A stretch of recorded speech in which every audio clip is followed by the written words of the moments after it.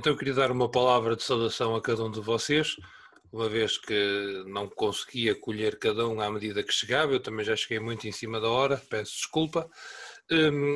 O objetivo que nós temos com as nossas conversas ou com as nossas aulas é, de alguma forma, perceber como é que a Igreja, como instituição, tem uma pedagogia ou tem uma forma de ensinar aquilo que é específico, aquilo que é a sua identidade, aquilo que é a fé.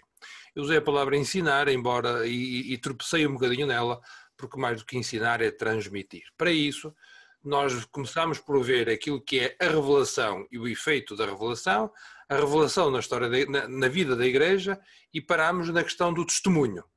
O testemunho como aquela capacidade que uma pessoa tem de transmitir ao outro essa experiência que o habita, que é a experiência, no caso concreto, da fé.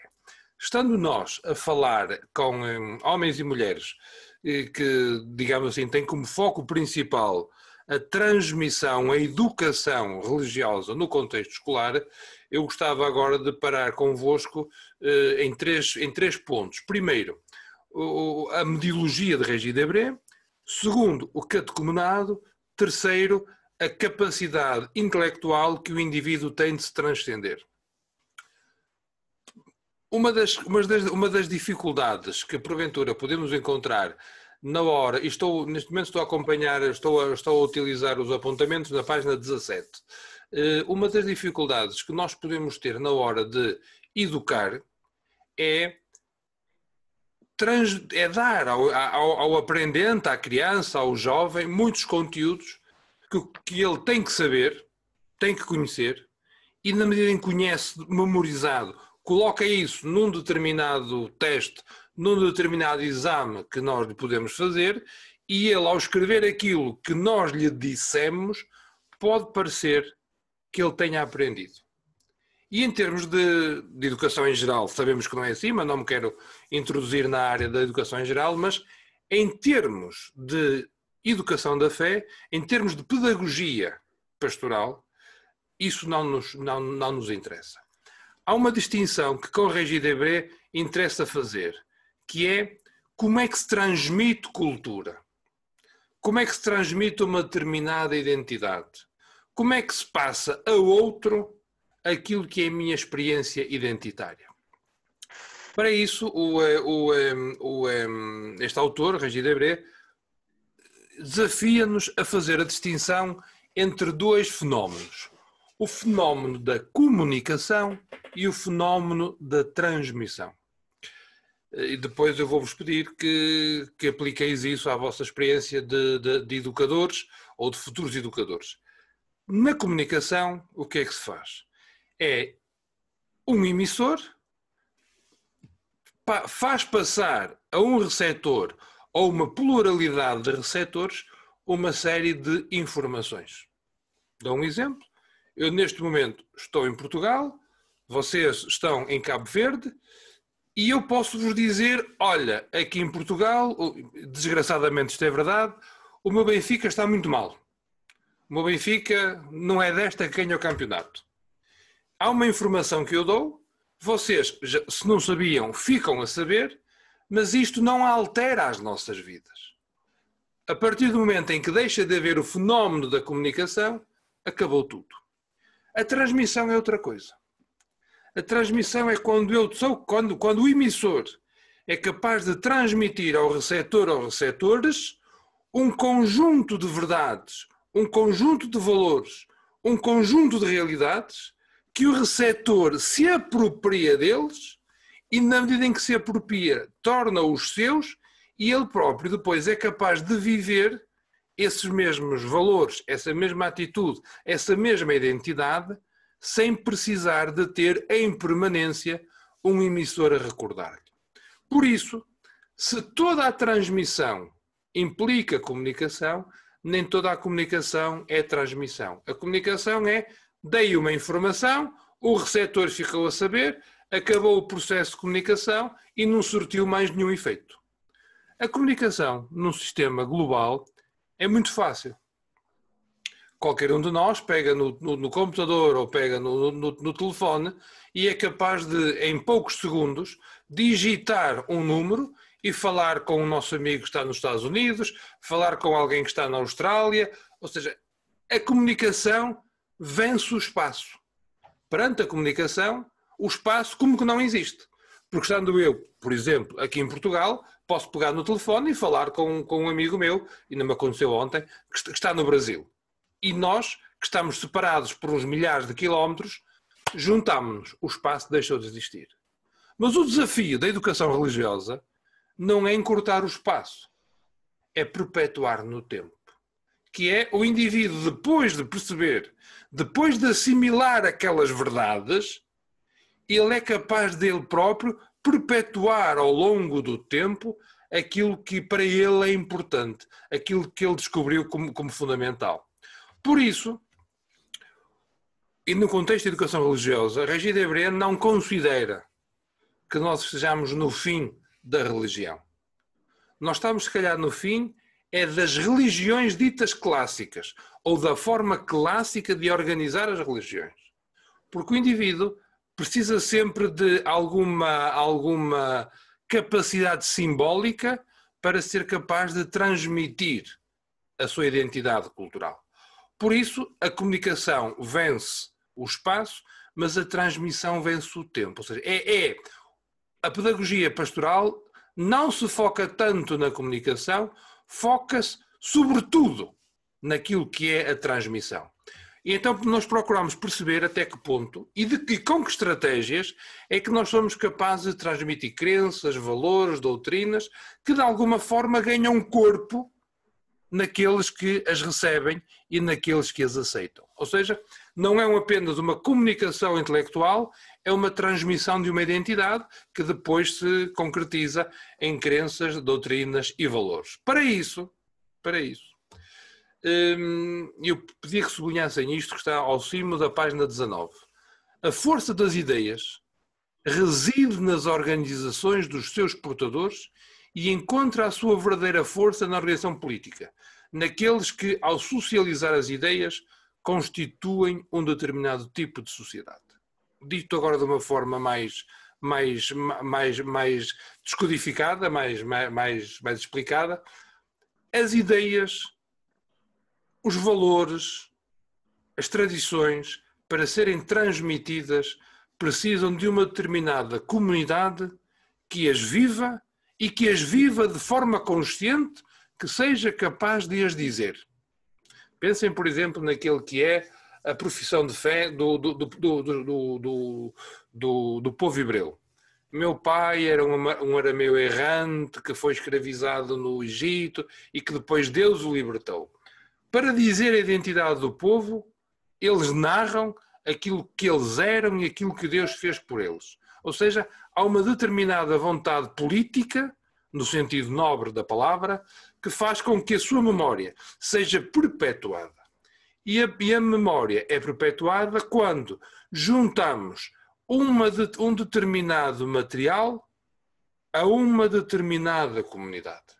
Por isso, se a comunidade é importante para transmitir um património cultural, os artefactos técnicos que tenha à sua disposição também são importantes.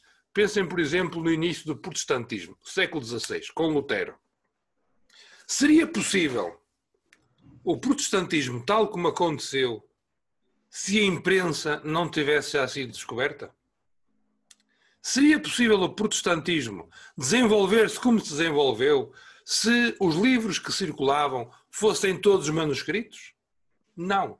Como se descobriu a imprensa, foi fácil multiplicar os livros, o Catecismo Maior e o Catecismo Menor de Lutero, que juntamente com este artefacto, que é um livro, fizeram caminhar as ideias. Pensem, por exemplo, aqueles que sois pais e mães, como é difícil hoje, ou mais exigente, educar uma criança quando ela tem acesso a imensa informação que chega pelo computador, que chega pela televisão, que chega pela rádio, que quando nós éramos crianças isso não acontecia. Por isso era mais fácil aos nossos pais fazer o controle educativo do que para nós hoje. Porque hoje nós temos, as crianças hoje têm diante delas uma pluralidade muito grande de informação que nós não tínhamos. Ou seja, o artefacto técnico cria, condiciona, de alguma forma interfere naquilo que é a transmissão cultural. Por isso, e aqui vou citar o Régis Debray, não existem movimentos de ideias que não impliquem movimentos de homens. Não há subjetividades sem objetos novos. Os lugares federativos de uma fé ou doutrina, memória em pedra talhada, estão aí para unir o céu e a terra, coordenando a verticalidade das referências à horizontalidade do reagrupamento. Eu explico. Pensem, por exemplo, na cidade da Praia. Na cidade da Praia. Se estivermos diante da Câmara Municipal, nós estamos em que espaço? Como é que se chama essa rua? Podem falar. Eu já não me lembro. Sei que tem lá a estátua do governador. Praça Alexandre Albuquerque. Praça Alexandre Alexandre? Albuquerque. De Albuquerque, ok. E o governador, como é que se chama? O governador eu já não me lembro. Se Miguel... Não. Repara uma coisa. Ainda bem, obrigado pela sua ousadia, porque me permitiu explicar isto melhor. Nós temos um espaço que está batizado com o nome de alguém que é importante no contexto histórico, e ao dizer Alexandre de Albuquerque, nós somos capazes de convocar uma série de memórias. Ao termos uma estátua, no caso concreto de um governador, ao termos uma imagem religiosa, nós olhamos para aquela estátua, dizemos o nome da rua, recordamos o dia... Porquê que vocês fazem feriado no dia 3 de maio? Porque é dia Santiago, não é? Que é o padroeiro. É 3 de maio, não é? 3 de maio, diocese. Exatamente. É o padroeiro da vossa diocese. Então é um dia festivo. É um dia festivo. Por isso, não basta ter um objeto, não basta ter uma estátua, não basta ter um dia para que isto seja monumento, ou seja, lugar de memória. É necessário que haja uma comunidade que narre a razão de ser de escolhermos aquele nome, de termos aquela estátua, de comemorarmos aquele dia, de usarmos aquele utensílio ou aquele objeto. Dou-vos um exemplo que aconteceu aqui entre nós, não sei se aconteceu convosco, com um jogador que é o Ronaldo, Cristiano Ronaldo. O Cristiano Ronaldo tem o hábito, que é um hábito muito próprio da Madeira, da Ilha da Madeira, de andar com um rosário, um terço, enfiado no pescoço, como se fosse um fio. Aqui muitos jovenzitos começaram a usar isso, mas usaram isso como adorno. Aquilo que para mim é um objeto de oração e um objeto de oração diária e que mostra a devoção mariana, para eles já não tinha significado. Ou seja, o mesmo objeto, para mim, significava um objeto, e significa um objeto de adoração, um objeto de culto, de veneração a Nossa Senhora, para eles significava um objeto estético de identificação com um jogador de futebol. Por isso, o mesmo objeto pode adquirir novos significados. E, em bom rigor, sempre que se transmite uma doutrina, sempre que se transmite uma cultura, ela vai se reescrevendo, ela vai se redizendo. E o desafio é que na comunidade haja a garantia de que a identidade está estável e que se mantém aquilo que é essencial e que de alguma forma não se altera.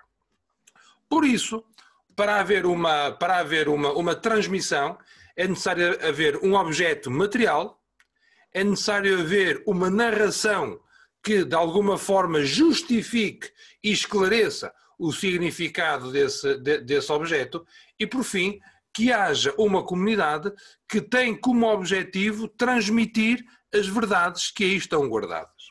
Eu quando falo nisto, vem-me sempre à mente aquilo que é a oração da água, da bênção da água na celebração do batismo. Se tiveres oportunidade, vede a celebração que se utiliza quando se benze a água da pia batismal. É uma oração tão linda que pega em todos os momentos em que a água foi utilizada e aparece na história da salvação. Por isso, a água, que é um objeto que pode ter uma realidade, que pode ter muitos significados, naquele caso concreto, assume um significado muito próprio. Porquê? Porque é vista a partir da narrativa da história da salvação. Por isso nós percebemos que quando batizamos uma pessoa, ela está a entrar dentro desse caudal salvífico que é a história da salvação. Por isso, e com isto termino, para se transmitir uma doutrina, para se transmitir cultura, é necessário ter objetos, é necessário ter a vontade de a transmitir e ter uma comunidade que de alguma forma garante que a transmissão está a acontecer de forma correta. Por isso, a transmissão utiliza corpos colegiais. Individualmente ninguém transmite. Transmitir implica esta capacidade de organizar, de nos organizarmos e de organizarmos uma transmissão. Por isso é que no caso concreto católico, a celebração da Eucaristia Dominical é muitíssimo importante. Porque nós juntamos a comunidade, narramos os aspectos fundamentais da nossa fé e comprometemos a viver de acordo com essa fé. Por isso, nesta terminologia, a capacidade simbólica é muito importante. Por isso, a transmissão consegue que o passado perpetue no presente e que este presente seja compreendido à luz de um futuro que se espera. E esse futuro é a salvação. Então, o fenómeno da transmissão implica tudo o que acontece com a vida de cada pessoa. As instituições, os ambientes que frequenta, mas centra-se sobretudo nos procedimentos que perpetuam, que transmitem os sistemas simbólicos explícitos. E aqui eu queria que nós focássemos a atenção no símbolo. Sem símbolo não há transmissão. Eu posso usar uma afirmação meramente racional, por isso comunico, mas se eu quero transmitir, eu tenho que usar uma capacidade simbólica, uma linguagem simbólica, que é aquilo que eu digo, aquilo que eu estou a pensar, tem um significado imediato, mas também eu descubro um significado transcendente. A água, para usar o símbolo de há um bocado, não é apenas a que me mata a sede, não é apenas a que lava, é a que mata a sede de transcendência e a que me purifica dos pecados e das minhas imperfeições.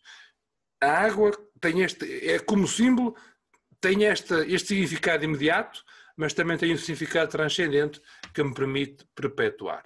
Por isso, para haver transmissão, é necessário juntar aquilo que Régis Debray chama matéria organizada e organização material. Parece um trocadilho de palavras, mas não é. A matéria organizada são os suportes. A organização material é aquilo que a instituição faz com os suportes. Uma coisa é técnica, posso ter os livros, posso ter os símbolos, posso ter os diversos objetos. E outra coisa distinta é aquilo que a comunidade faz com estes objetos, com estes símbolos, com estes livros. Por isso, para que haja esta transmissão, é necessário um duplo trabalho. Por um lado, construir o memorial, que é construir os objetos que guardam a memória, no caso concreto da religião católica. Por exemplo, a igreja tem a forma que tem, seja ela qual for, tem um altar, tem ali um lugar para a palavra, tem um lugar para o Santíssimo, que é o sacrário, está organizada de uma determinada forma, mas aquilo é o objeto. Mas para que ele seja significativo, é necessário que seja usado e usado com aquele significado, e na medida em que é usado com aquele significado, ele transmite a verdade que tem em si guardada. Por isso, e está ao fundo da página 21, em termos escolares, ou seja, em termos de causa e efeito, a causa material da transmissão é a comunicação, portanto, comunica-se aquilo que se acha importante transmitir, mas a causa eficiente, ou seja, aquilo que faz com que a comunicação seja transmissão, é a comunidade. Aquilo sem a qual não se verifica a composição da herança a transmitir, isto é, próprio do ser humano. Então reparemos, por exemplo, um outro objeto. Imaginai o que seria uma pessoa que pela primeira vez participa numa Eucaristia. Aqui temos que fazer um esforço mental muito grande, porque se calhar muitos de nós, desde pequenininhos, que assistimos às missas, à Eucaristia. Mas imaginai que chega um extraterrestre, alguém que nunca viu uma Eucaristia, que não sabe o que é ser católico, e vai a uma Eucaristia. Aquilo que significado terá para ele? Não terá grande significado. Porquê? Porque ele não entende porque é que às vezes estão de pé, outras vezes estão sentados, a certa altura alguns ajoelham-se, um diz uma coisa, os outros respondem todos ao mesmo tempo. O que é que isto significa? Reparai, este objeto, este lugar de memória, só faz sentido na medida em que há uma comunidade que ensina o indivíduo a descodificar os sentidos que estão inseridos naquele gesto, naquela memória. Pensem, por exemplo, naquilo que é a cruz para São Paulo. São Paulo diz isto: a cruz é escândalo para um e blasfémia para outros. Morrer na cruz, no tempo em que Jesus Cristo morreu, era algo que só para as pessoas de baixa condição é que podia acontecer. Um romano nunca era crucificado. Os crucificados eram sempre os estrangeiros. Por isso, a cruz, para os contemporâneos de Jesus Cristo, era sinal de blasfémia. Era uma coisa horrível. Contudo, para nós cristãos, a cruz é sinal de alegria e é sinal de festa. Porquê? Porque há um acontecimento simbólico que dá um novo significado àquele objeto. Aquele objeto não deixou de ter o significado que tinha para os romanos, mas para nós católicos ganhou um significado completamente distinto. Por isso, para haver transmissão, é necessário que as instituições assumam esta função de ser depositárias, de guardar aquilo que é essencial. E guardar aquilo que é essencial não é uma coisa estática, é uma coisa dinâmica. À instituição, há de ser dispensada a capacidade para transmitir aquilo que foi adquirido. E, ao mesmo tempo, autorizar uns e não autorizar outros a garantir que aquilo que se está a transmitir corresponde à autenticidade, é autêntico. Por isso, transmitir implica sempre organizar e delimitar. Transmite o que é importante de uma forma e dizendo o que é secundário de outra. Por isso implica sempre fazer opções. Mas além de fazer opções, implica delimitar. Isto pertence, aquilo não pertence. Ora, hierarquizar e delimitar implica autoridade. Por isso, as instituições que fazem bem os processos de transmissão são instituições onde há uma cabeça. Quando digo cabeça, não é apenas um a pensar, é onde há um centro em torno do qual tudo se organiza. O pior que pode acontecer para a transmissão cultural é esta falsa ideia de que todos desempenhamos as mesmas funções. Não. Cada pessoa, numa instituição educativa, desempenha a sua função. E é importante que assim seja. Por isso, o grande desafio que existe para a transmissão cultural é esta capacidade de simbolizar. Pegar em algo, narrar o que esse algo significa para uma comunidade e fazer passar às novas gerações o significado profundo desse objeto que tenha um valor simbólico. Ou, se quisermos, para usar uma linguagem mais teológica, que tenha um valor sacramental. Há alguém que narra o sentido daquele objeto naquilo que ele tem de significativo para uma determinada comunidade. Há pouco dei-vos o exemplo da água, da oração da bênção da água batismal. Podíamos pensar, por exemplo, naquilo que é uma imagem de um santo. Por exemplo, Santiago. O Santiago que está na vossa catedral, o que é que ele tem na mão? Vá lá, o que é que ele tem na mão? Tem um livro, E tem pau, bazuca, ou como é que se diz? o quê? Um pau ou uma bazuca, como é que se diz aquilo? Um bastão, um bastão. Bastão. Tem um livro e um bastão. Porquê que ele tem um livro? Gostava de ler? Para transmitir o conhecimento, para transmitir o Evangelho, não? Ele tem um livro porque Santiago é autor de algumas cartas que aparecem no Novo Testamento, as cartas de Santiago. Certo. E eu, que olho para aquela imagem, olho para ele e digo, este é Santiago. E tem um livro. Pois sim, porque ele também escreveu uma carta, a Epístola de Santiago. E tem um bastão. Pois sim, porque ele, como apóstolo, tinha o dever de governar, tinha o dever, era um bispo, né? Tinha o dever de alguma forma, guiar o povo. Eu olho para a simples imagem, simples salvo seja, para a imagem e vejo muita informação que de alguma forma eu já sabia. Só que a imagem, a estátua, é para mim um lugar de memória. E ser lugar de memória para nós aqui é muito importante. Porque não há hipótese de transmitir uma verdade cultural que não seja através do símbolo e do recurso aos símbolos. Dou-vos outro exemplo. O exemplo do futebol. Quando joga a seleção, não sei se acontece isso convosco, mas quando joga a seleção do meu país e se toca o hino do meu país, eu fico com o braço assim um bocado com pele de galinha. Aquilo comove. Porquê? Porque o símbolo do hino do meu país não é apenas uma música, pode ser bonita ou feia, não importa para o caso, mas é um hino que acompanha o hastear de uma bandeira que simboliza tudo aquilo que eu sou inserido num país.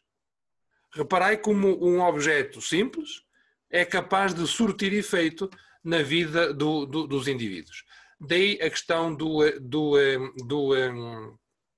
símbolo e a importância que no símbolo tem a junção do objeto, de uma ação, de um gesto, de uma imagem e de uma palavra.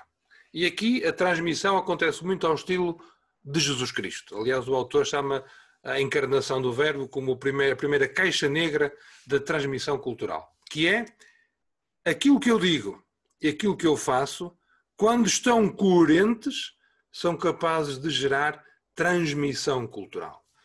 Por isso, o simbolizar é reunir então o que está separado, o que permite unir as pessoas num espaço e no tempo. Porquê? Porque quando eu tenho diante de mim, para usar a imagem de Santiago, eu convoco as mesmas memórias e os mesmos sentimentos que os cristãos que viveram há 50, há 100 e há 200 anos também tiveram diante da imagem de Santiago. Não é exatamente igual, porque viver há 200 anos e viver hoje é diferente, mas no essencial, aquilo que é ser discípulo de Jesus Cristo e por isso a veneração a um apóstolo, isso sim, ali está presente.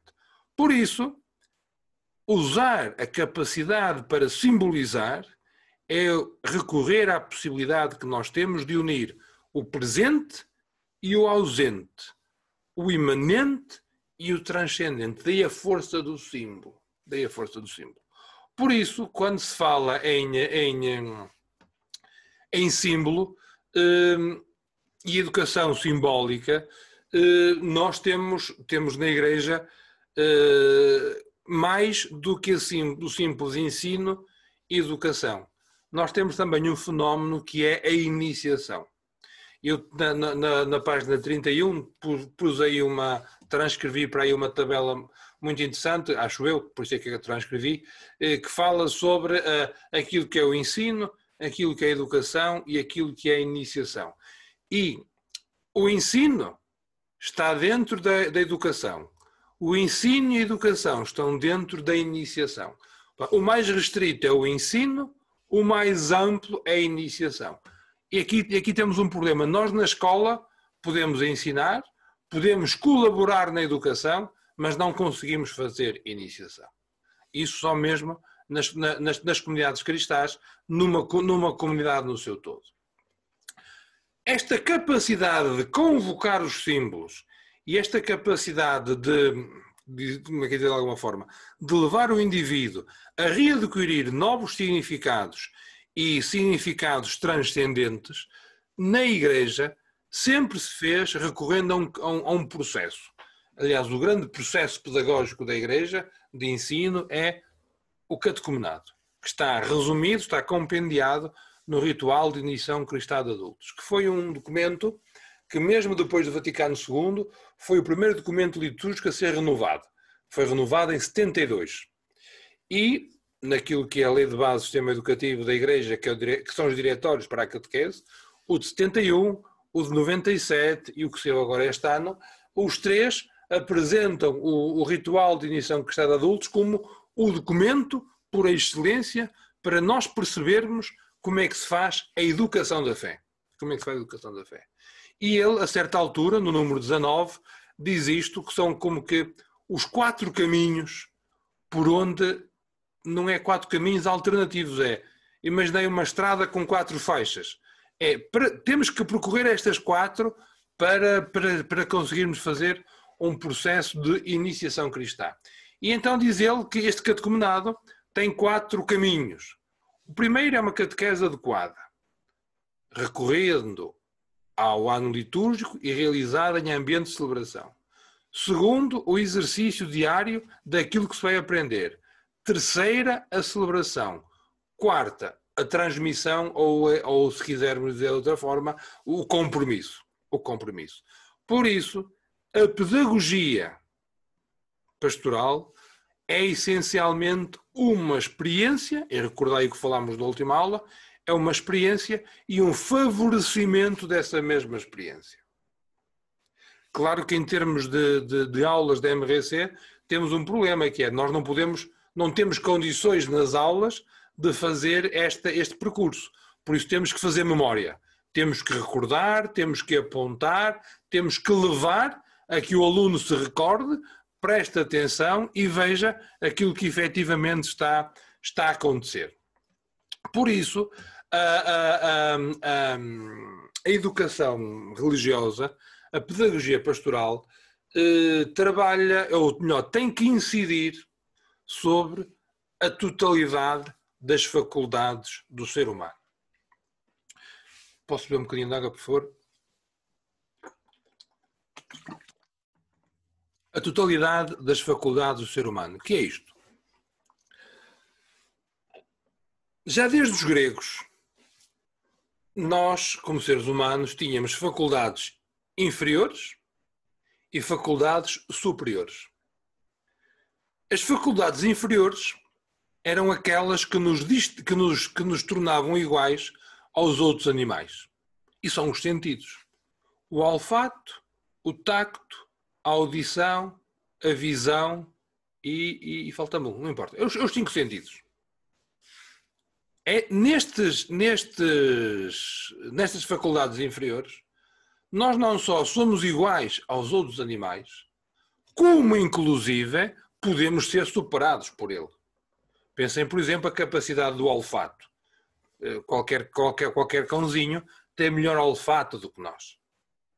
Mas há algo que nós, seres humanos, nos distinguimos dos outros animais, dos outros seres da criação, que é as faculdades superiores. Inteligência, afetividade e vontade. Por isso, falar de educação cristã ou falar de pedagogia cristã tem que ser a capacidade de acionar estas 3 faculdades. Educar a inteligência, educar os sentimentos, ou a afetividade, se quisermos, e educar a vontade. Porque se a finalidade da educação cristã já não sou eu que vivo, é Cristo que vive em mim, de alguma forma Cristo e eu temos que ter esta capacidade de nos encaixarmos, deixem-me usar a expressão. E se nós somos criados à imagem e semelhança de Deus, nós temos esta capacidade. E então nós utilizamos a nossa inteligência, afetividade e vontade para nos deixarmos transformar por Jesus Cristo, que é, ao mesmo tempo, sacerdote, profeta e rei. Por isso, Na medida em que nós deixamos que Cristo e as mediações através das quais a Igreja transmite aquilo que Deus é e aquilo que Deus tem para nós, desde logo a partir do modelo de Cristo, nós conseguimos deixar que a graça de Deus converta a nossa vida. Como? Através da dimensão profética, aquilo que há que saber, nós deixamos que Deus converta a nossa inteligência, através da dimensão sacerdotal, através do culto e da oração, nós deixamos que Deus converta a nossa afetividade e através da opção pelo reino de Deus, viver de acordo com o serviço aos pobres, dos pobres aos mais pobres, nós deixamos que Deus converta a nossa vontade. Por isso, nós fazemos uma experiência de Deus na medida em que a totalidade das nossas faculdades superiores são tocadas e convertidas por Jesus Cristo. Isto que eu estou aqui a dizer, tenho consciência que é um bocado difícil, porque nenhum de nós, pelo menos aqui no meu país, é assim, vocês também não deve ser muito diferente, nós, quando se fala em educar, fala-se em educar cabeças. Depois, ou quando muito, educar ações, vontade, educar para a vontade. Quando na educação da fé, o mais importante é a educação do afeto. Vou agora, até para descansar um bocado a garganta, vou agora fazer uma pergunta assim, em voz alta para toda a gente, mas vocês, em vez de responderem por voz, respondam aqui no chat. Na Dei Verbum, documento Vaticano II, diz: ao Deus que se revela é devido o obséquio da inteligência e da vontade. Eu repito. Ao Deus que se revela, ao Deus que se dá a conhecer, é devido, temos que oferecer gratuitamente a nossa inteligência e a nossa vontade. Agora eu faço-vos uma pergunta. Não vamos colocar isto num ambiente meramente religioso. No nosso dia a dia, a quem é que nós entregamos o obséquio da nossa inteligência e da nossa vontade? Quem é que tem capacidade para dizer-nos qualquer coisa e nós acreditamos e fazemos o que essa pessoa diz? Quem é que tem esse poder sobre nós?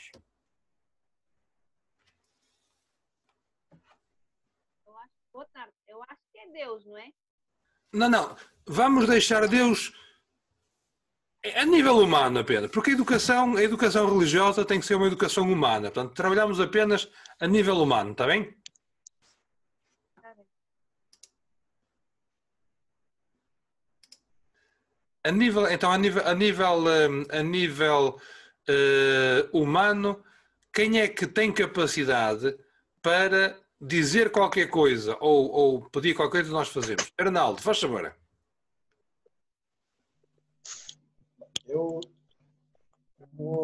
Aliás, antes de mais, boa tarde. Boa tarde a todos e a todas que estão aqui.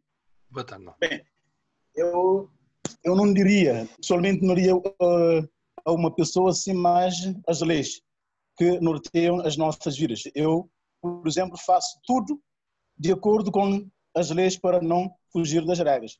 Pensei melhor assim. Ou se não, pensando numa pessoa que eu creio que me possa dizer alguma coisa que eu acho que é idónea essa pessoa para me ensinar, para além dos professores, talvez um sacerdote da igreja. Obrigado, Arnaldo. Obrigado. O José Lino também pediu a palavra.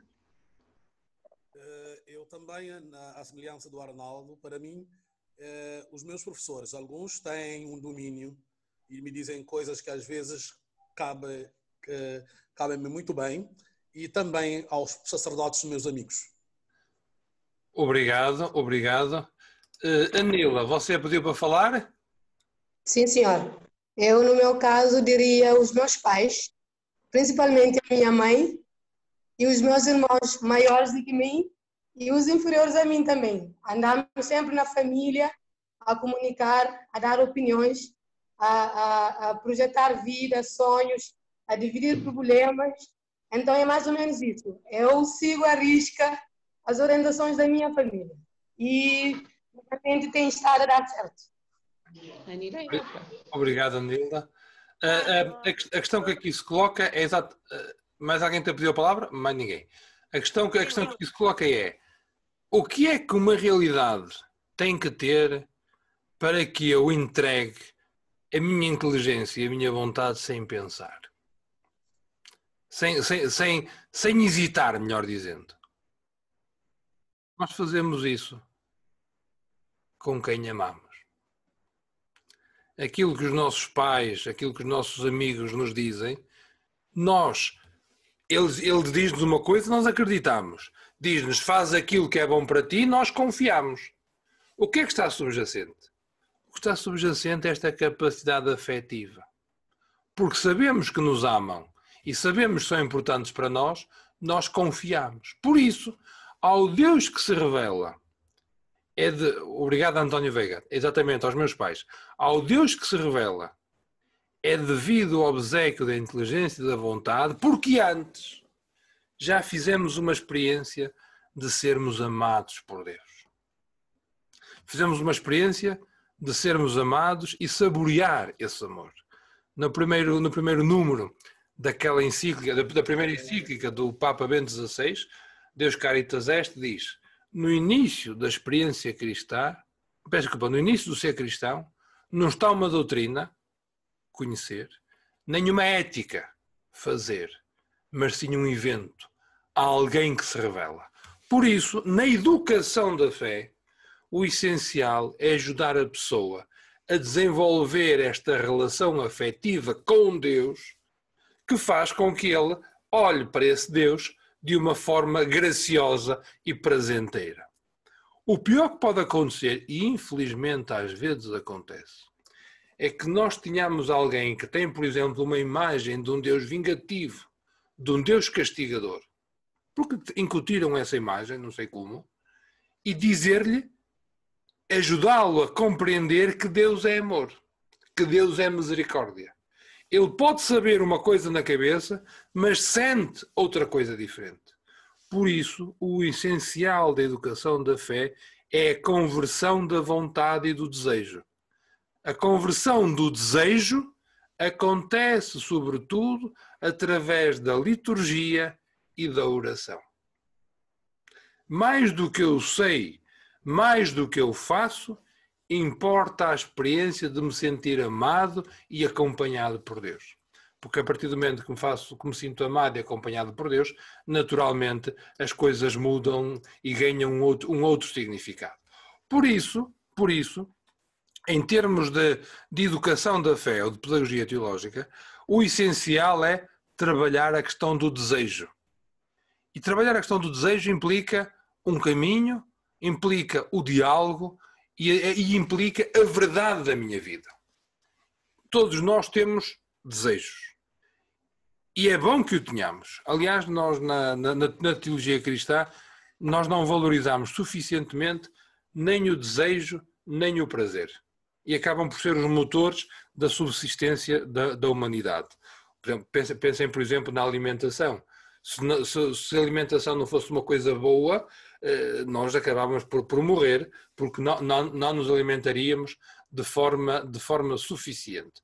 Por isso, a iniciação à vida de fé, a pedagogia religiosa, implica que, em simultâneo, eu acompanhe o desenvolvimento intelectual, o desenvolvimento afetivo e o desenvolvimento volitivo ou a vontade.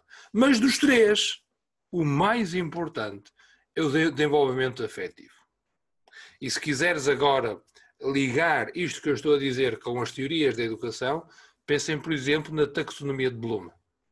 Como ele tem uns objetivos para a dimensão cognitiva, para a dimensão afetiva e para a dimensão da ação. Ele trabalhou a menos, que é a dimensão do agir, as manualidades, a psicomotricidade. Agora está-me a faltar esta expressão.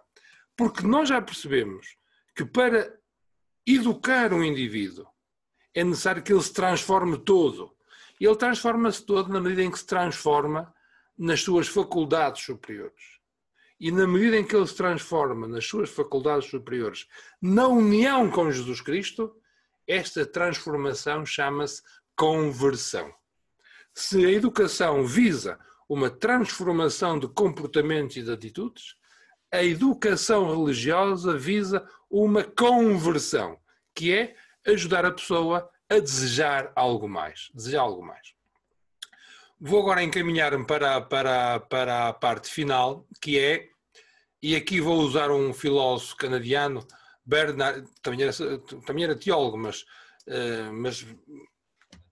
na sua teoria do conhecimento, Bernard Lonergan, que nos diz isto.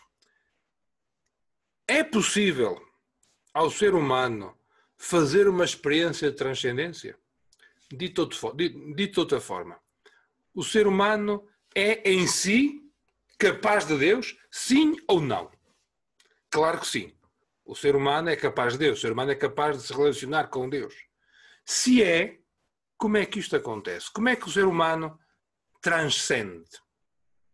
Como é que o ser humano se transcende?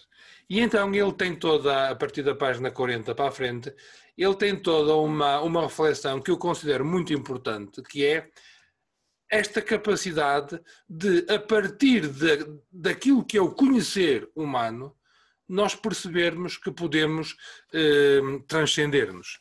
Então ele começa por este nível.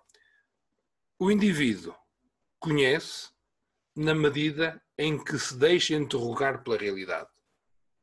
Se eu estiver, por exemplo, meio sonâmbulo, eu não conheço. A realidade não me toca. Só quando eu estou desperto e atento é que eu olho para a realidade e a realidade coloca-me perguntas. E eu então sou capaz de conhecer a realidade. Sei o que é isto, sei o que é aquilo. Mas, além de conhecer, eu tenho também a necessidade de deliberar, que é mais simples. Isto é correto ou isto não é correto? Isto é verdadeiro ou isto não é verdadeiro? Se no primeiro nível, no nível do conhecer, eu olho para a realidade, identifico-a, conheço-a e por isso tomo uma decisão, na segunda eu já me implico naquilo que é conhecer. Porquê? Porque eu digo, isto é verdade. Por isso eu estou a transcender as minhas forças e estou a implicar-me naquilo que é a decisão que estou a proferir. Não é uma informação meramente declarativa, isto funciona desta forma, mas é uma decisão noética, que é isto é verdade e é desta forma. Portanto, eu intelectualmente sou capaz de sair de mim, sou capaz de tomar uma posição que me transcende. Conhecer. Fazer. A dimensão moral. Moral não no sentido de uma ética cristã, mas no sentido de agir de acordo com aquilo que é correto para o ser humano. Eu posso viver centrado em mim mesmo, posso viver apenas para aquilo que são os meus apetites e os meus desejos, ou então posso viver descentrado de mim e começar a viver de acordo com aquilo que é correto para o meu bem. Eu sei que, um exemplo muito básico, se eu não beber água suficiente, isto faz-me mal. E se eu posso beber e não bebo, eu estou a ser tonto. Portanto, eu moralmente faço uma vontade, exerço a minha vontade para fazer aquilo que é correto para mim. Mas eu aqui ainda não estou a transcender-me, não estou a sair de mim. Eu transcendo moralmente na medida em que eu sou capaz de fazer aquilo que é correto para os outros. Descentro-me de mim e centro-me nos outros.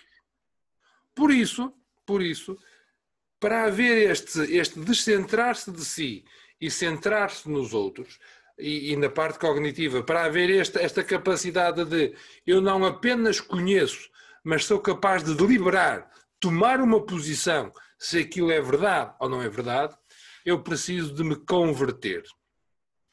Mas o conceito de conversão que Lonergan apresenta não é uma conversão religiosa. é uma conversão de horizontes.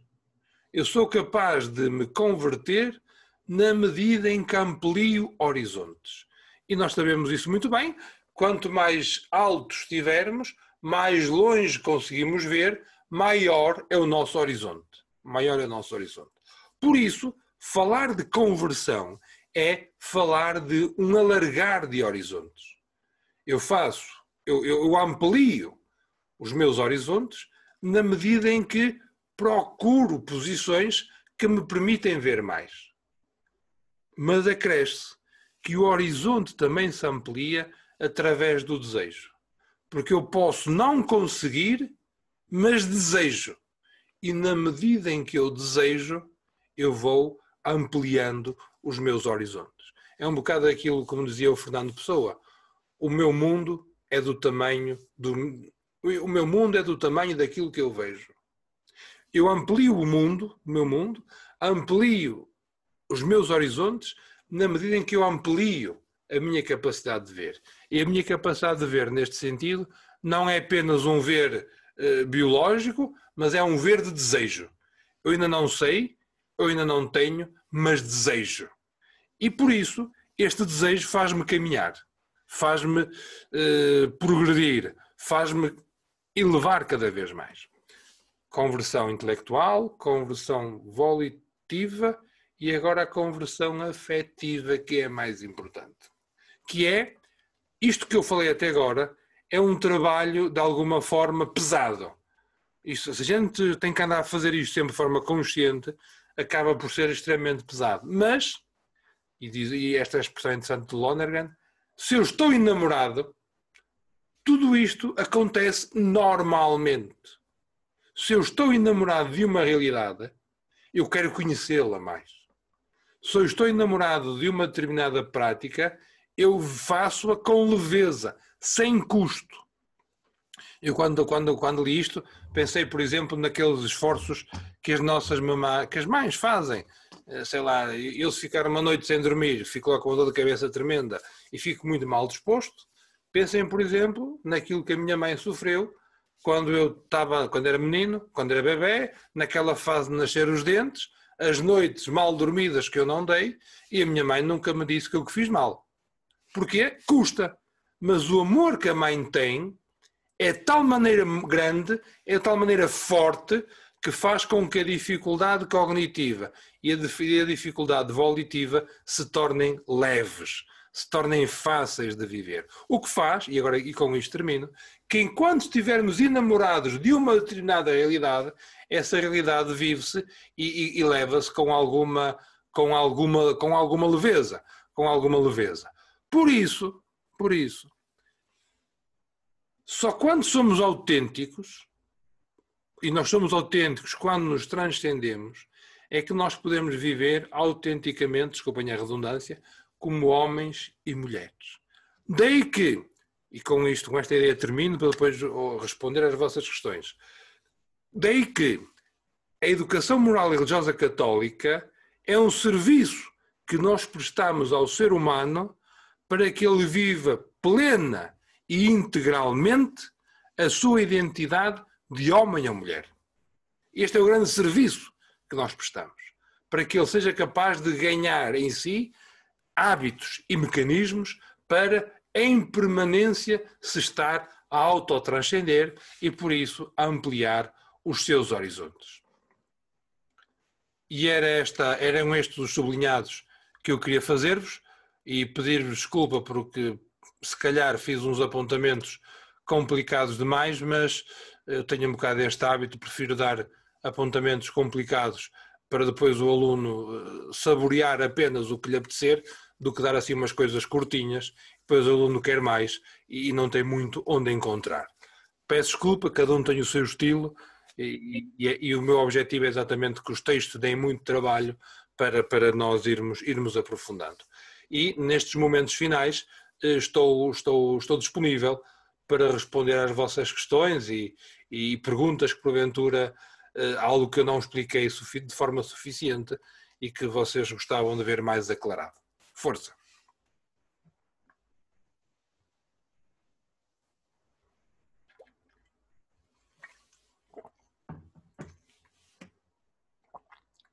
Não há um minuto de silêncio pelas vítimas das aulas. Podem falar logo.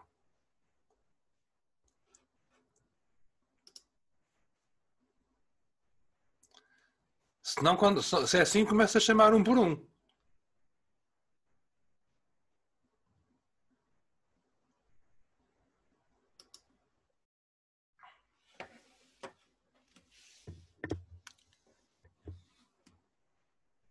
Foi assim suficientemente claro, foi?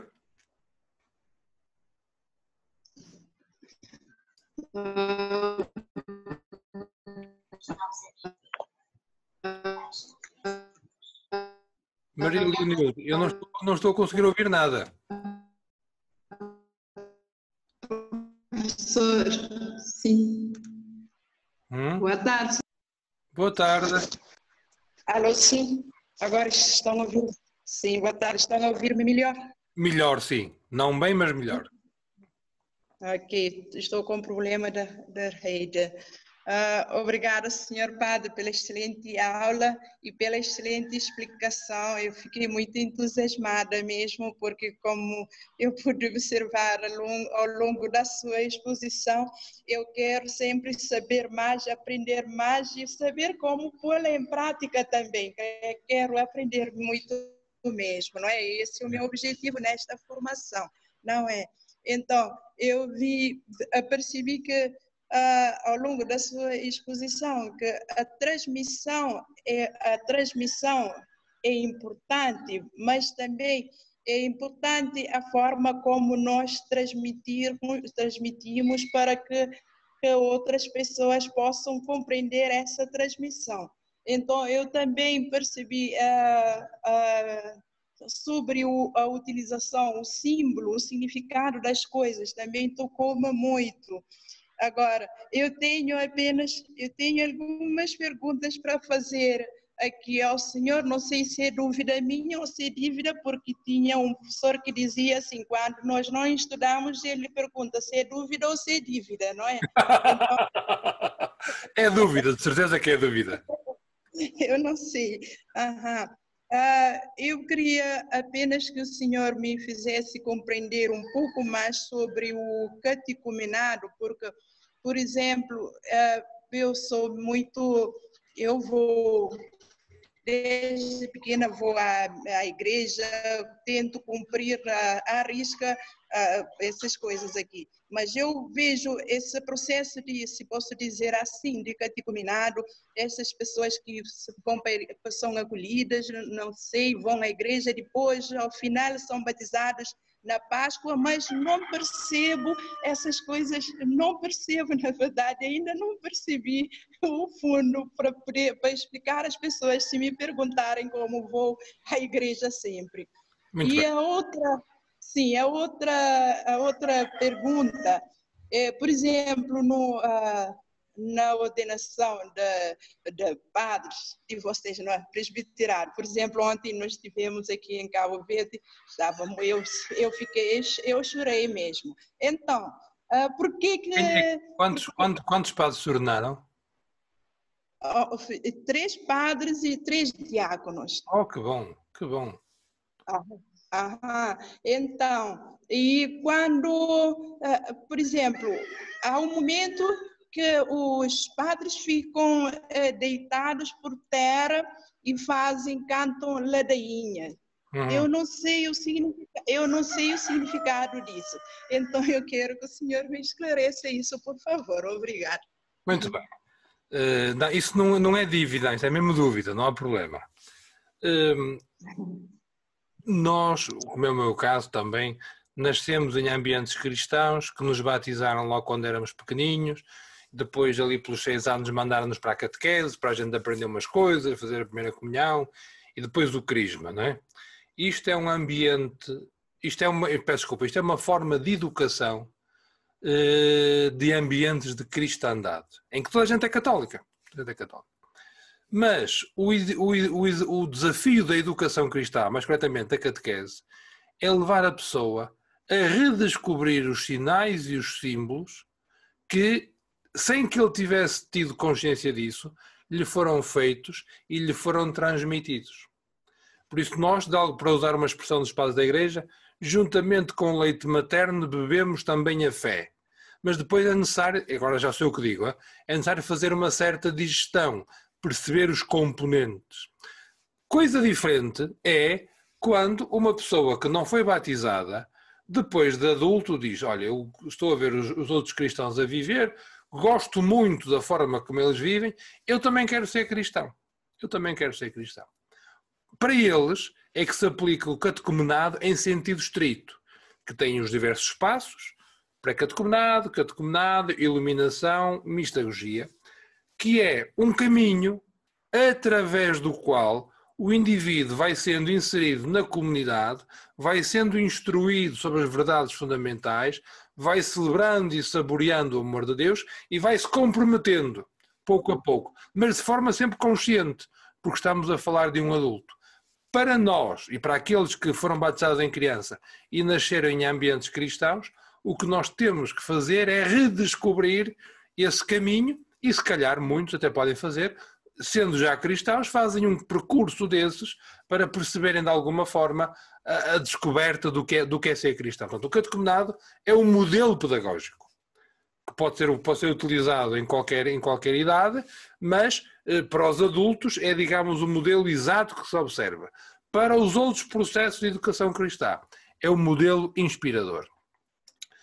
Nas ordenações, agora a segunda questão, nas ordenações, nos votos solenes dos religiosos e das religiosas, há um momento em que aqueles que vão ser ordenados ou que vão processar os votos solenes se prostam, portanto, se deitam por terra. Nós habitualmente temos o hábito de nos reduzirmos à metade. Eu explico. Quando nós passamos diante do Santíssimo Sacramento, o que é que nós fazemos? Ajoelhamos-nos. O sinal de respeito que nós temos é baixamos o joelho, ou seja, baixamos-nos da altura, para mostrar respeito. Ou então, se não podemos ajoelhar, porque temos um problema, nós inclinamos-nos. No fundo é nós baixamos à nossa metade. Mas quando o momento de oração é muito intenso, nós não nos baixamos só à metade, nós prostramos-nos por terra. Por isso, nas orações, nas ordenações, enquanto nós pedimos a Deus por intercessão de todos os santos, por aqueles que estão a ser ordenados e pedimos a proteção divina, eles, em sinal de humildade e de verdade da sua condição de seres humanos, prostram-se por terra para dizer exatamente isto. É um símbolo para mostrar exatamente isto. Estão totalmente dependentes da bênção e da graça divina. Rezar prostrado é uma coisa que acontece muito na Igreja. E há muitas pessoas, homens e mulheres, que no seu itinerário de oração, em alguns momentos, também rezam prostrados por terra.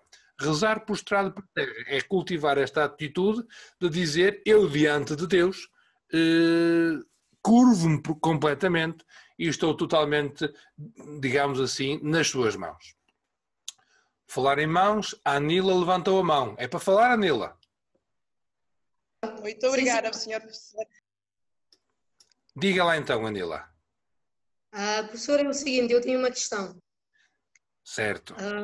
Eu queria perguntar ao professor como utilizar as tecnologias de informação e comunicação na transmissão dessa pedagogia da fé, sem perder essa identidade dos símbolos, sinais e concentração principalmente, porque no momento em que vivemos, se reparamos, agora tudo é conectado às novas tecnologias e por vezes corre-se o risco de perder essa concentração e de perder a percepção das coisas como devem ser feitas e da melhor forma que devem ser feitas. Então, a minha questão é nesse sentido, como utilizar esses meios no sentido de não perder essa pedagogia. Muito obrigado, Anila. Eu ri-me quando você fez a sua questão, porque houve aqui há uns tempos, eu tive a fazer uma pesquisa grande e chamei-lhe mesmo o digital no serviço da fé. Veja lá nas coisas por onde a gente anda. Eu não tenho uma visão assim tão negativa do digital. O digital é apenas um outro recurso. Penso, por exemplo, naquelas pessoas que eram muito ensimismadas, não falavam com ninguém, estavam sempre enfiados com a cabeça, com a cara nos livros, sempre a ler e não falavam com ninguém. Nunca ninguém disse que o livro era um objeto antissocial. Eu conheço pessoas que se refugiavam, quando eu estava no seminário, que se refugiavam nos livros para não falar com ninguém. Claro, agora com o digital tudo amplia. Mas no digital o ser humano continua a ser o mesmo. Por isso as atitudes e o modo de usar o digital para a transmissão da fé é exatamente a mesma. Tempos de silêncio, tempos de introspeção, a informação quanto baste, não é ir atrás de tudo o que se publica, e acima de tudo estarmos acompanhados.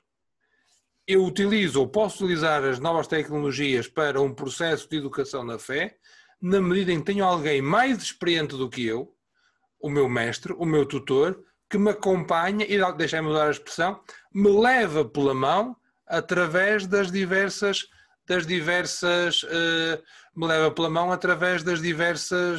espaços por onde a gente anda. Portanto, as tecnologias, assim, o mundo digital é um mundo igual aos outros.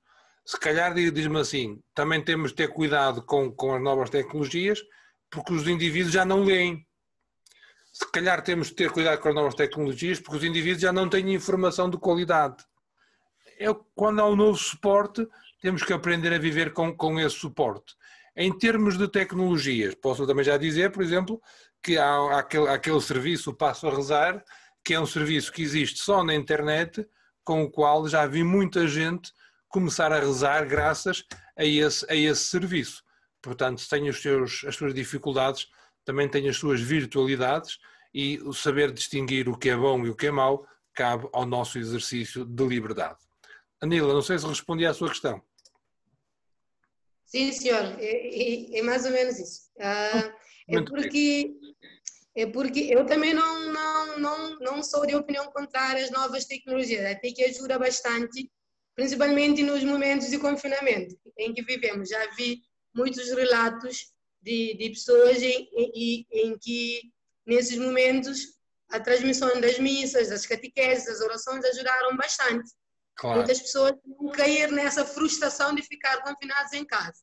Claro. Só que a minha preocupação é no sentido de essas transmissões não põem em causa essa identidade, porque, na minha experiência, na minha opinião pessoal, assistir uma missa pela televisão é totalmente diferente do que assistir pessoalmente na igreja. Claro. É nesse sentido que estou a dizer. Porque a vivência da fé no local e a concentração no local é diferente. Por exemplo, se estou em casa a assistir uma missa, de repente distraio-me, fico sentada, não benzo, não respondo. Claro. Porque é diferente se for no local próprio e no momento exato. É mais nesse sentido. Muito obrigado. Exatamente. Agora a dona Janete pediu a palavra. Faz favor. Sim, professor, boa tarde. Boa tarde, então. Boa tarde, colegas, tudo bem? É o seguinte, professor, quando o senhor falou da questão da transmissão, eu queria saber se o senhor estava a referir só à transmissão em termos da educação moral religiosa, a forma de transmitir através de símbolos, ou está a falar na transmissão do nosso dia a dia? A transmissão... E a outra questão... A outra questão era sobre a pedagogia divina, que eu estive a pesquisar para fazer o trabalho, se estou no caminho certo. Eu queria perguntar se a pedagogia divina tem a ver com a questão demonstrada na Bíblia, no Novo e Antigo Testamento, onde Deus fez esta pedagogia com o povo israelita e depois Jesus veio dar a continuação. Era isso. Muito bem. Qual era a primeira pergunta? Não me lembra? Qual era a primeira pergunta? A transmissão. Sim. O fenómeno da transmissão que eu falei é a transmissão cultural em geral. Não tem que ser apenas da religião católica. É a transmissão cultural em geral. Em termos de pedagogia divina, o modelo da pedagogia divina é, de facto, o modo como Deus se revela e o modo como Deus está a conhecer e que chega até nós através da Sagrada Escritura. Está a pegar bem, Janete. Muito obrigado. Ok, obrigada. António Veiga, senhor António Veiga, faz favor. Sim. Boa tarde, professor. Boa tarde, António. Diga-me. Também, obrigado pela palavra, também pela excelente explanação. A dúvida que eu tinha anteriormente, a Janete já me antecipou, mas ali no final do texto, o professor estava a falar sobre a conversão, na medida em que disse ou que entendi que conversão ou conversão significa ampliar o horizonte. Sim. E eu fiquei com uma dúvida ali sobre o transcender. Porque, para mim, transcender é ir para além creio que para além do horizonte também, né? A transcendência, ir mais longe possível.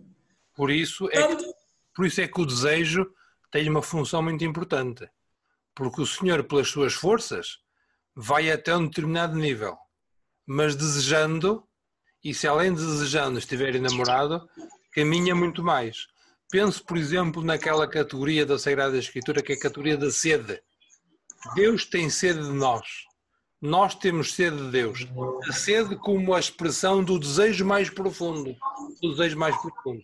E nesse sentido, ao ampliar horizontes, tem uma forte transcendência.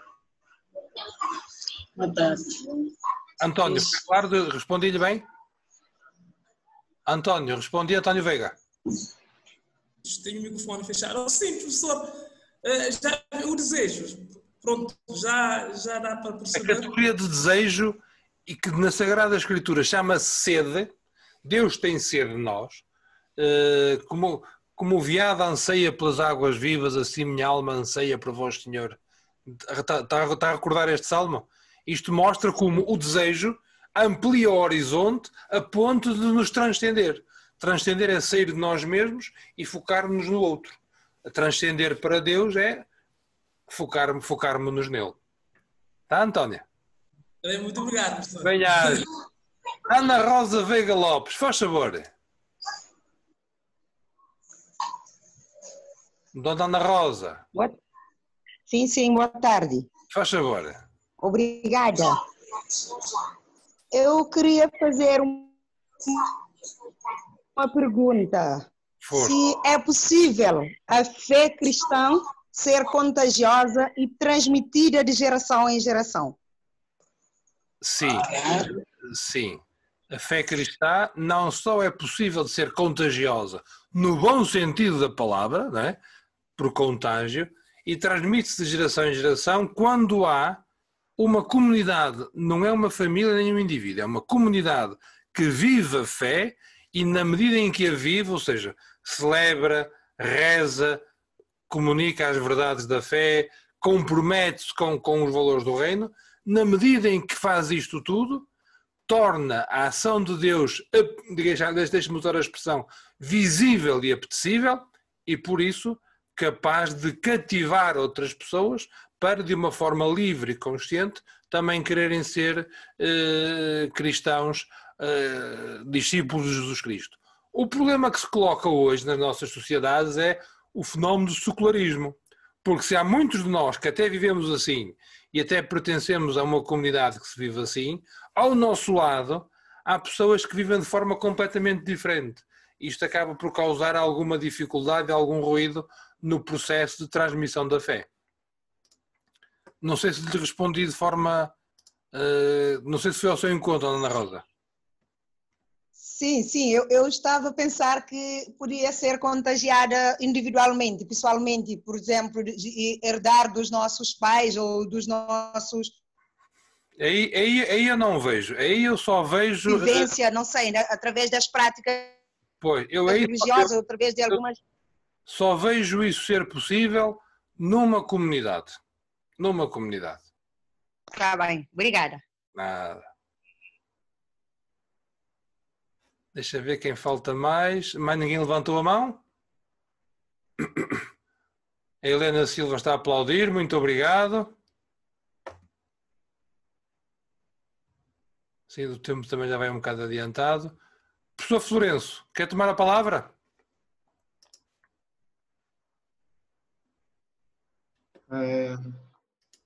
Sim, para explicar. Sim, sim. Posso... Força. Exato. Eu acompanhei com muito gosto a exposição do Padre Luís Miguel. Eu gostei imenso. Também do texto, eu felicito pelo suporte partilhado, é um excelente instrumento. Nós tivemos outras aulas, nós tivemos a ver, não é, que este tema, esta disciplina, está intimamente ligada à outra disciplina, identidade da educação moral e religiosa católica. Por isso é que nós acabamos por, tendo em conta o tempo, portanto, esta adaptação, acabamos por propor um ajuste na avaliação dessas duas disciplinas. Portanto, nós, depois da aula do Padre Luís Miguel, no dia 1º de junho, nós depois de seguida aprofundamos um pouco mais na disciplina Educação Moral e Religiosa Católica, abordamos um texto, um tema muito interessante, a partir da revista do Secretariado Nacional de Educação Cristã, do Ensino Religioso Escolar, o tema O Homem Novo do Evangelho. Um texto muito interessante, suscitou debate, um texto tanto de José de Pinho, que pelo menos na altura era coordenador da ação religiosa da Rádio Renascença. Uma abordagem muito rica, muito didática, muito bem estruturada, e acabamos por ver que faz a ponte com a pedagogia divina. Certo. Donde a proposta de avaliação que fizemos, o Sr. Padre pediu na altura, que era no final, para falar um pouco.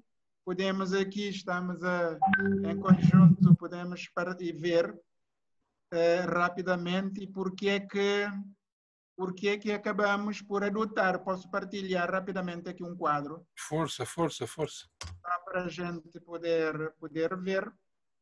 Portanto, a proposta de avaliação portanto, das duas disciplinas, nós já tínhamos dado indicação para um primeiro trabalho de 60%, na altura pensando mais na disciplina Educação Moral e Religiosa Católica.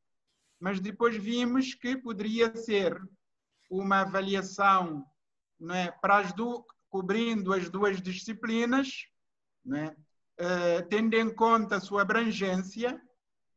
É um texto de cerca de 2.000 palavras, abordando esses aspectos desde a identidade da educação moral e religiosa católica e as suas, digamos, e as condições do sucesso dessa disciplina, as finalidades, a questão da catequese e educação moral e religiosa católica, um papel aqui específico, um aspecto específico que tem a ver com o papel da Igreja Católica na construção da sociedade cabo-verdiana, não é? Tendo como suporte as duas legislações, o acordo com a Santa Sé e o regime jurídico. Portanto, seria um trabalho que foi combinado, inclusive isso foi desde o mês de abril, para ser entregue até 30 de junho. A maioria dos formandos já fizeram a entrega, faltam poucos. Foi a partir dali, então, que nós pensamos num segundo trabalho, que seria um pouco na mesma linha, já um trabalho de 40% de peso, sendo que na disciplina Pedagogia Divina, na linha do desafio que o Sr. Padre deixou de fazerem uma reflexão sobre a vivência, eu pensei, portanto, assim em diálogo comunicamos na semana passada, seria um pouco fazer uma reflexão, neste caso, em apenas uma página, que comporta mais ou menos 600 palavras, pelo menos no trabalho, em alguns trabalhos que já recebi, já estou a receber, tanto com o enfoque no texto Pedagogia Divina, portanto, procurando abordar um ou vários desses aspectos, dessas características, a condescendência, o diálogo, a experiência, a comunidade e a comunicação. Portanto, isto no caso da disciplina Pedagogia Teológico-Pastoral. Na outra disciplina, nós, nesse texto, o Homem Novo do Evangelho, a discussão acabou por suscitar, não é, uma outra reflexão, que seria qual é o meu projeto, porque ele fala de testemunho, fala de uma série de fraternidade, né, de um conjunto de questões que também fazem interface com a nossa disciplina, com esta segunda disciplina. Eu pedi um trabalho que seria o meu projeto humano de vida, né, com base nesse texto que eu acabei de referir, o Homem Novo do Evangelho. Também podendo tocar a questão do projeto salvador de Deus, a fraternidade, a solidariedade, o testemunho, a esperança, etc. Portanto, na linha daquilo que nós trocamos na semana passada, e em diálogo, acabei por partilhar essas indicações para a avaliação global, avaliação final. Nós discutimos ao nível da direção, né, tendo em conta o tempo em que nós estamos a viver, né, seria de não sobrecarregar tanto os formandos, mas sem perder de vista a qualidade do trabalho, na medida do possível, propiciar oportunidade de desenvolverem, de apresentarem, né, trabalhos que, não sendo muito extenso, mas, né, pudesse refletir aquilo que foram capazes de apreender durante essas aulas virtuais. Portanto, era isso que eu queria partilhar, agradecendo de novo pela exposição, pelo texto, pelo suporte partilhado, que é um suporte rico, que nós vamos, portanto, estimar, porque serve não só, e eu tenho realçado isso, não só para a nossa disciplina, mas é um pouco transversal para as outras disciplinas. A Bíblia, o estudo bíblico, o Novo Testamento está no Antigo Testamento, vão entrar no Novo Testamento, não é? A história da igreja, etc. Portanto, depois vão entrar nas questões mais teológicas, nas áreas mais teológicas. Portanto, creio que temos uma boa base para entrar no segundo ano, ou seja, no terceiro semestre do curso e nos semestres seguintes. Portanto, eram essas informações que eu gostaria de partilhar, né, e toda a satisfação em relação à prestação do Padre Luís Miguel, propiciando esses suportes e, sobretudo, né, essas duas aulas muito bem conseguidas, muito bem participadas e que enriquece o nosso curso e de que maneira. Portanto, obrigado. É um gosto, é um gosto, é um gosto, é um gosto. Eu fico muito grato por poder ter de alguma forma fazer alguma coisa de boa. Estou à disposição para o que quiserem. Os apontamentos são vossos, façam o que quiserem com eles. É um gosto e estamos sempre por cá para o que acharem que possamos ser útil. Professor Florencio, caros amigos, um grande abraço. Boa missão, sim?